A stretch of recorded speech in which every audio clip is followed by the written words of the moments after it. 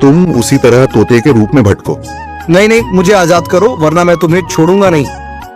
अब तुम मेरा कुछ भी नहीं बिगाड़ सकते। अब तुम जाओ यहाँ से और अब से ऐसे ही घूमो।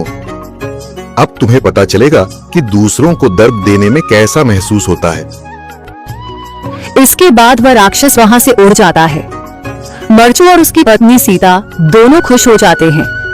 मरचू पहले की तरह काम करने लगता है। वह और उसकी पत्नी दोनों खुशी खुशी जिंदगी गुजारने लगते हैं।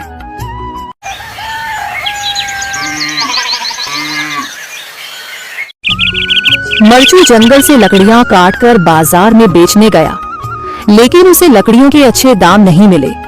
इस पर मरचू ने कहा, अरे भैया, इतने कम पैसे? इन पैसों में तो 2 वक्त का खाना भी नहीं मिलेगा। आप मुझे बहुत ही कम पैसे देते हैं। मैं इतनी मेहनत से लकड़ियां काट कर आता हूँ, लेकिन उनके पैसे मुझे बहुत कम मिलते हैं।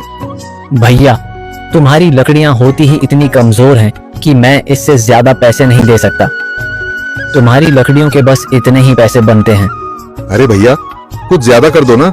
वो क्या है ना कि इन पैसों का तो कुछ भी नहीं आता। मैं अपनी जिंदगी कैसे गुजारूंगा?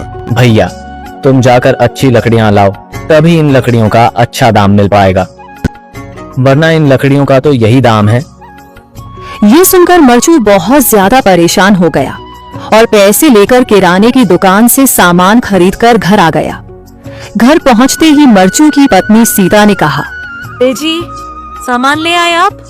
हाँ जी, सामान ले आया हूँ। सीता के चेहरे पर खुशी छा जाती है, लेकिन जब उसने सामान देखा, जी इसमें तो बहुत थोड़ा सामान है। हाँ सीता, मुझे पता है कि यह सामान बहुत थोड़ा है, लेकिन मैं क्या करूं? मेरे पास जितने पैसे थे, मैं उतने का ही सामान लेकर आ गया हूँ। इस तरह हमारा गुजारा कैसे हो पाएगा जी? आपको तो पता ही है कि हम कितनी मुश्किलों से गुजारा करते हैं। हाँ हाँ, मुझे पता है, लेकिन मैं कर भी क्या सकता हूँ?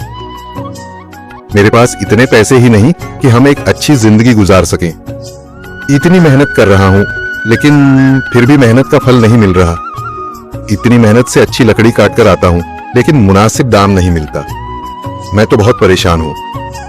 क्या करूँ? कहाँ जाऊँ?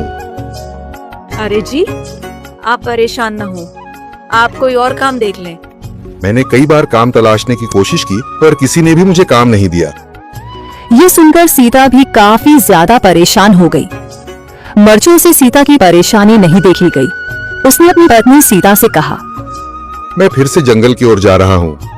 अरे जी, अभी मत जाइए ना, वैसे भी शाम हो रही है।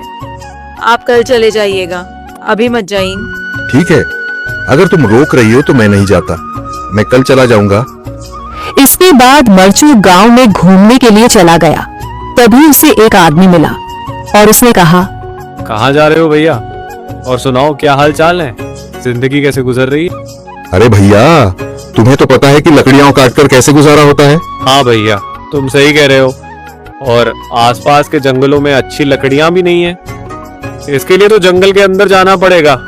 पर जंगल के अंदर तो काफी सारे जंगली जानवर होंगे। मुझे बहुत डर लगता है भैया, मैं जंगल में कैसे जाऊंगा? हाँ भैया, जंगली जानवर तो होंगे, लेकिन अच्छी लकड़ियां तो वहीं से ही मिलेंगी। ये सुनकर मरचू बहुत ज्यादा परेशान हो गया, लेकिन वह आदमी बिल्कुल ठीक कह रहा था। जंगल के किनारे की सारी लकड़ियां कट चुकी थीं। अब सिर्फ जंगल के अंदर ही अच्छी लकड़ियां बची थीं। अगली सुबह मरचू